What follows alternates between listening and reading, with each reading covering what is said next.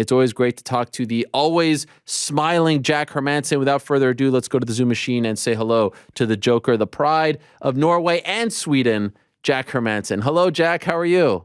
Oh, what's up, Ariel? All good here. How are you doing? I'm doing great. Rocking the Nirvana shirt. I like this, Jack. Are you a Nirvana fan? That's right. Yes, I am. That's your band, Kurt Cobain and company. That's your favorite? I love them, but I have a lot of music that I love. They're just one in a bunch. I see. I like that we're growing the hair a little bit more, Jack. I like this up top here. This is nice. Yeah, I was a little bit unsure if I was going to keep it, but that's good. Yeah, the curls are going strong. You're looking more and more like the actor. You know the actor from the movie Bridesmaids? Have we talked about this? I'm not sure. You know this actor? Which one? Okay, I'll tell you his name. You look exactly like this actor. Where's Mysterious Frank when I need him? You know, let me tell you. I'll tell you. Of course, my internet's not going to work here. Wait for it. I should have looked this up before. Are you talking about the cop? Yes, the cop. The cop. The cop's name. Where is he? He's not on IMDb. Oh, this is horrible. You know who I'm talking about, right? He was in the IT crowd. Yeah, he's Bridesmaids. Bridesmaids. Where is he? Why is he not in the IMDb? Bridesmaid. The cop. Bridesmaids. This is great. Here it is. Chris O'Dowd. You know Chris O'Dowd? You look a lot like Chris O'Dowd. You see it? I can definitely. Yeah, I can definitely see that. I mean, it's amazing.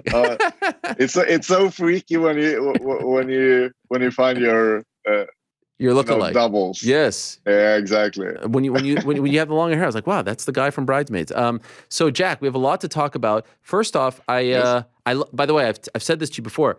I love the video blogs, and I love that they're back. I appreciate it. Your video blogs on your YouTube, always high quality. There's drama. It's theater. I love it. So kudos to you and the whole team. And I learned a couple things recently. I don't know if we knew this before the Edmund fight. The last time we saw you, you had COVID pretty bad. Yeah, I was down, man. I was so ill. It was just like I have been in the States for so long. I was coaching my friend in the PFL, so I was in the States for 44 days. I'm just like, I can't leave without doing this fight. I really has to do this fight. But I was in very poor shape. You couldn't breathe. You were tired. How much did it affect you in the fight? Extremely, a lot really? For sure. Just a couple of days before, my coach just asked me, please, Jack, pull from this fight. Really? Don't do it. Yeah. It was that bad? I'm just like, now, sorry, coach, I have to do this.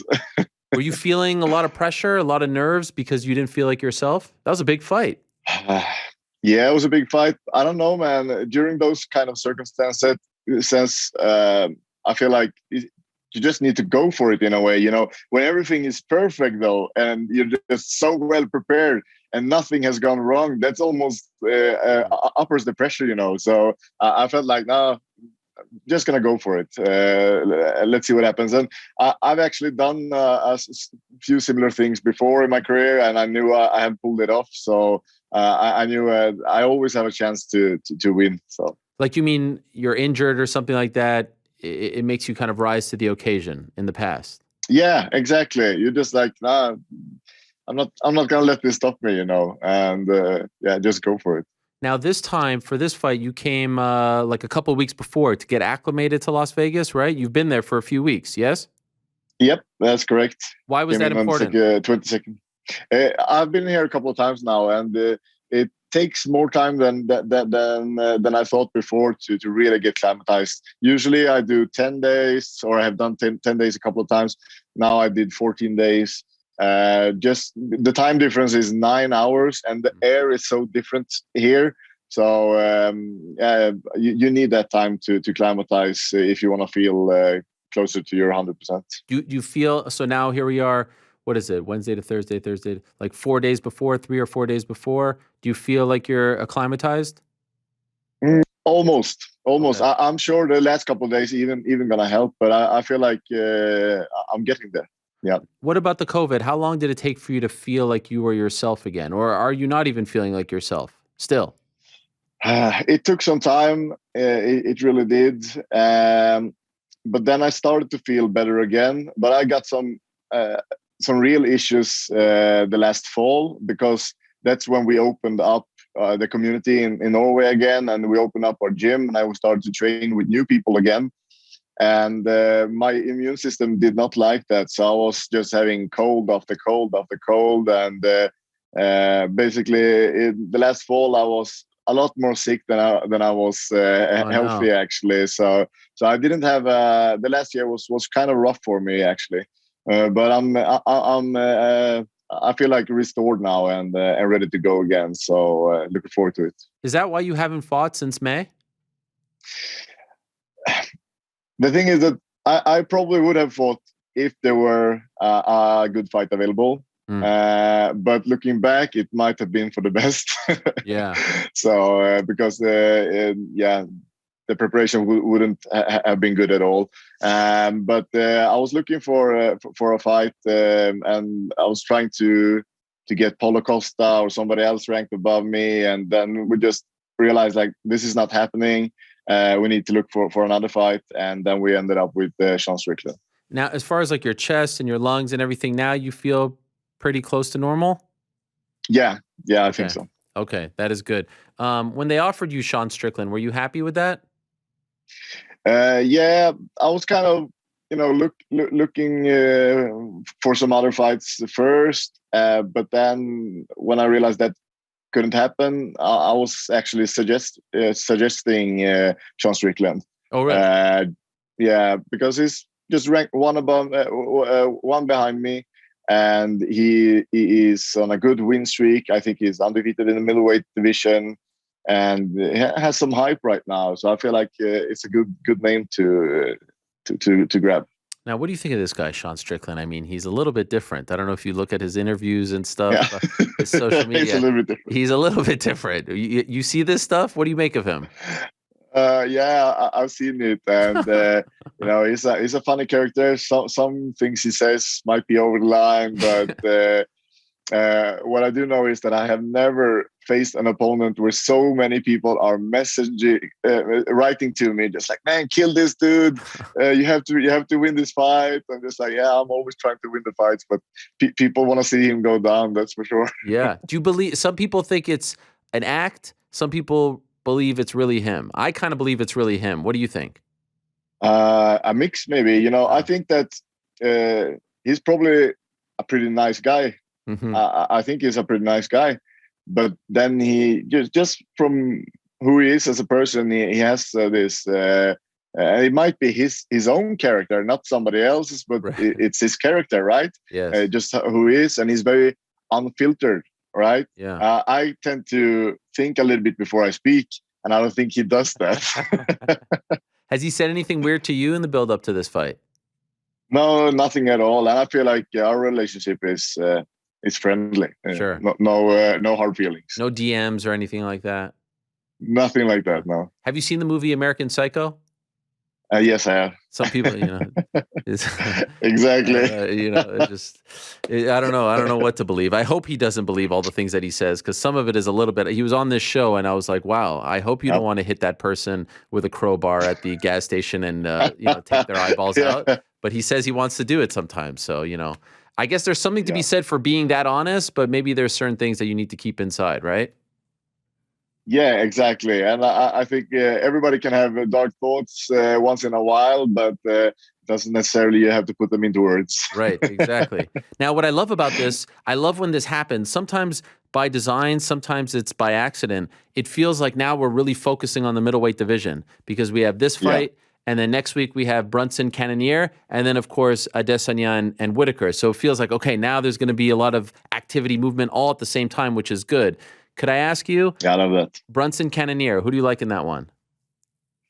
I think Cannonier, but I hope for Brunson for different reasons. But I feel like Cannonier is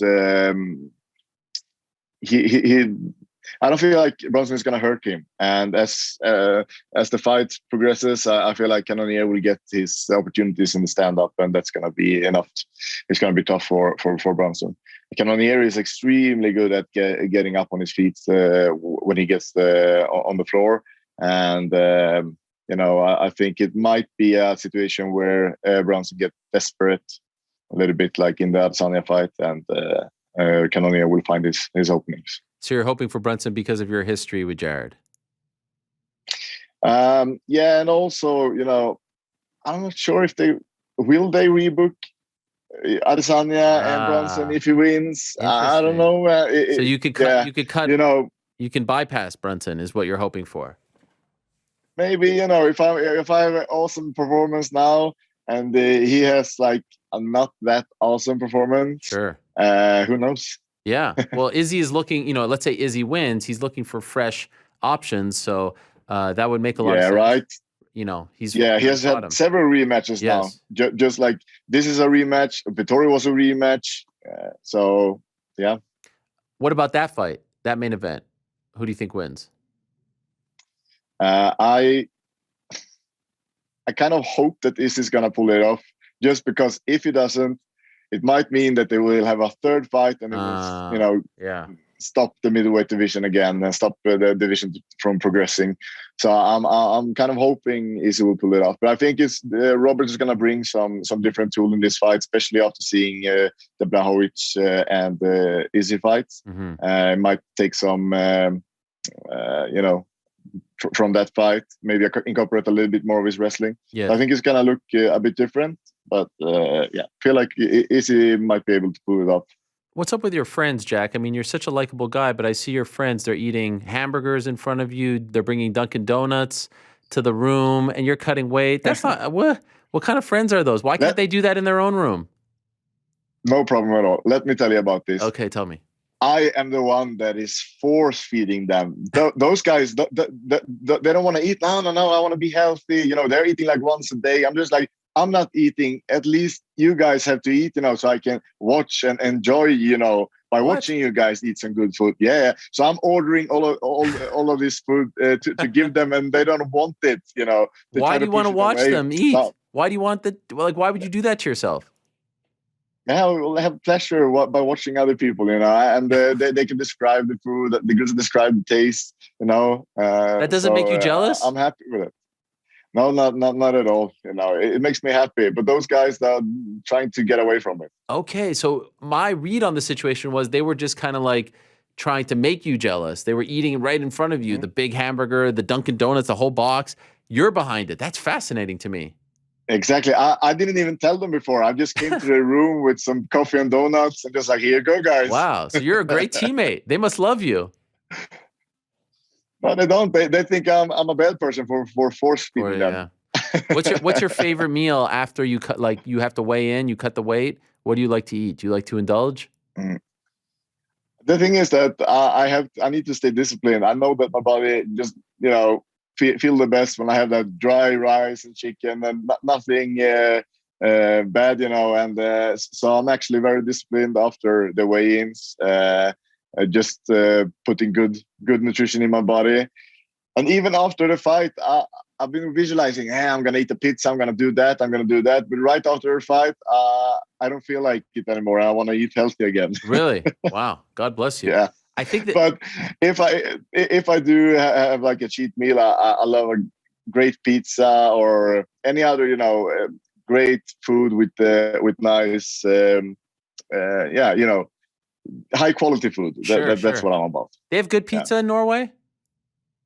Very good. Really? Very good. Yeah, extremely good. What is like the national dish in Norway? Like what was like the main Well, I would say that the dishes that we eat in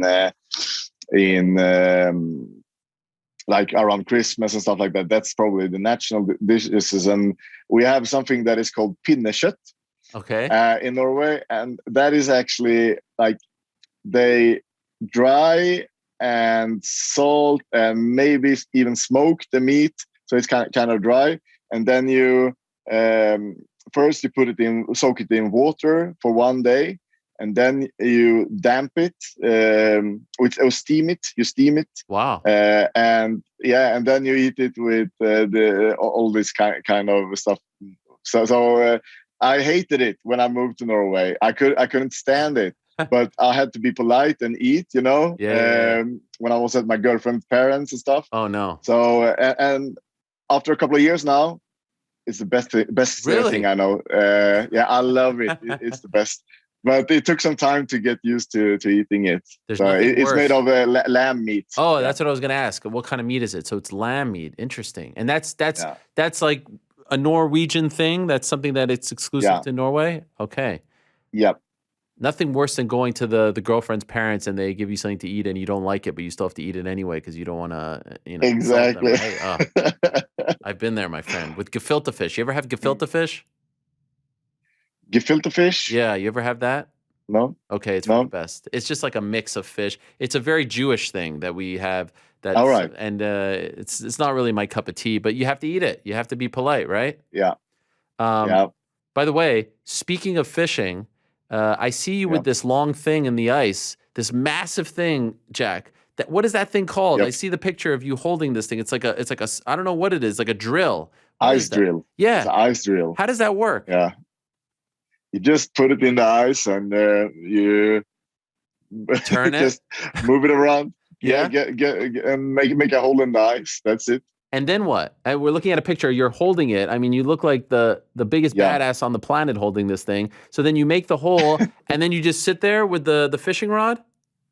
Yeah, exactly. You sit there with the fishing rod. And you can also, I have this thing called a deeper, which is a sonar. So I put this ball in the hole, and it actually produces echo sounds. So I have my phone connected to it, and then I can watch if there comes any fish under my hole. Come on. There's a camera in it?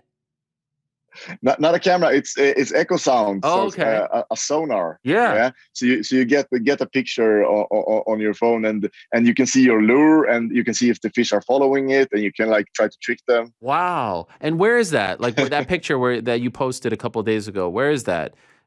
Is that? That is just around the corner, where like in Oslo. Wow. And what kind of fish there? In that water is perch and Nordic pike. That you fish for, yeah. And do you eat the fish? Very rarely. Sometimes, if there is a nice fish that I like the taste of, but usually I have this goal of catching a certain species and a certain weight of the species and stuff like that. So wow. And then you just throw it back? Yeah. Most of the time. You love this, right? This is like your passion, other than fighting. Love it. Yeah, I love it. I spend so much time just like reading on it and amazing. Yeah, fishing podcasts, whatever. Come on. I'm not out there. You listen to fishing podcasts? Come on. do. Is it in English or in Norwegian? Today I'm listening on a Swedish one. Wow, that is amazing. So like they're like it's like this show we talk about MMA. They're just like, are they talking about like technique or the actual like, the guys who do it professionally and the rivalries and the competitions and stuff? No, we're talking about how to get a certain species, which techniques, which waters, which depths, and which conditions, weather, stuff like that. That is amazing. Which bait. Have you ever been a guest on any of these podcasts? No, I have not actually. Tim, what's Tim doing? He's got to work on this. I mean, we got to get you on one of these. They're not very big. Yeah, so I feel like you would love it. Would you not? I would actually. I would. Now, I also saw a picture a few months ago. You posted this when you did the thing. Did it go through your foot, your boot? Yeah, yeah. It went. I was just walking with it, and I just touched my foot with it, and it was a huge hole, and I had no idea because I had my boot on, so I had no idea how deep it was, and it was. Am I gonna bleed to death? Oh I have no idea. So I'm just like running to land by instinct, pull the boot up, and it's just so much blood. And I was actually planning to sleep outside. We had loads of gear with us, and we had to wrap it up and tie a sock around the foot to stop the bleeding. And I had to lay there with my foot high while my friend was collecting all our gear. And then when we were gonna leave to the hospital, the car got stuck in the snow, so I had to even try to. What? We had to push the car, and with your foot all bandaged, you had to push the car. You must have been. Did it not kill? That I saw the gash. We just showed it. It's a mass. It went through the boot, which is thick in its own right, and then through your foot. Yeah. You weren't in an incredible amount of pain? Pain wasn't too bad, but I was just unsure of the bleeding, how much it was actually bleeding through. But we just tied that sock around it hard as hell, and it was good. How many stitches? Oh, I can't remember, but they did both some stitches inside and outside of. Oh my gosh! The wound, so. And did you have to not compete for a while because of that? Yeah, there wasn't any competition lined up, fortunately. Okay. But it took a little bit of time to heal that and to start going with the training and so on. But fortunately, I didn't cut any ligaments off, so that was good. Okay. I mean, that is incredible. Is that the only time you got hurt like that from fishing? Yeah, it's the only time. I got some hooks here and there, but nothing worse. I have to ask you before I let you go. You recently were in a grappling match with Khamzat Chimaev. What is this guy like? Yep. I mean, you have now felt his strength. What is he like? Well, we just have to clarify one thing. Okay. This was a freestyle wrestling match. Okay. Everybody, I know that, I am a very, very good grappler. I'm very good on the ground. I see myself as a lot better as a grappler than a freestyle wrestler, as a wrestler in general. And so let's make it clear that I went into his backyard in this one. He has a background as a freestyle wrestler. But that being said, it was a good experience, to get in there and go with him. I was obviously not happy with the results since I lost the match. But it was a fun thing. Yeah. Is he as strong as people say he is? Like you have now. He is. Yeah. Yeah. He's like ridiculously strong. Just like his pure strength. He looks like a tall, lanky guy, Yeah. But he's very, very strong, for sure. So why don't we do a rematch? Grappling rules. Oh man, please. Thank you. Yeah. I've said that, and I would love to do it. It's just like I need. Who's gonna do it? I don't know. Submission on the ground, Kjellsonen. Yeah, that could be something. So I'm up for that for sure. Seems only fair. Did you say that to him? Like, are you guys on good terms? Yeah, we're good. We're on good terms for sure. So I've mentioned it a couple of times. Just to put the word out there. But at the same time, I know that you can't challenge somebody if you don't have a place to. They reached out to us just like we have this event. We want to do a wrestling match. Are you on? And I said, yes, I am. And if I'm gonna call him out, I have to have a place to do the match, right? Right. So but if there is any promoter out there that was going to want to do a great grappling match between me and Khamzat, let me know, and we can see if we can make it happen. I was talking to Chael this morning. I'm going to ask him and get back to you. Okay. Awesome. How does the fight end on Saturday? I'm looking for an early finish. I don't want to stay in there with a long, brutal, grueling fight with Sean. Has great conditioning, as do I. So, the matchup looks like it's gonna be this long, hard-fought fight. But my plan is to have better precision than him and make sure that I can end the fight early. I love talking to you, Jack. You're one of my favorite people in this sport. It's always such a pleasure to talk to you. And I feel like I'm speaking to the actor, Chris O'Dowd, when I speak to you now. So it's a double Thank pleasure. you so much, Ariel. Good luck to you on Saturday. And just make sure when you're around him, if he's holding a crowbar or something, just keep your head on a swivel, all right? Just I don't want you to get hurt over there before the fight. Before the fight, I want you to be safe. So thank you very much. All the best to you, my friend. Thank you, as always, for coming on. I appreciate it, Ariel. Thank you very much. Talk to you soon, my friend. There he is, the Joker, Jack Hermansson. What a lovely guy, right? I mean, can you not love that guy anymore? How great is he? Always smiling, always lovable, always in a great mood.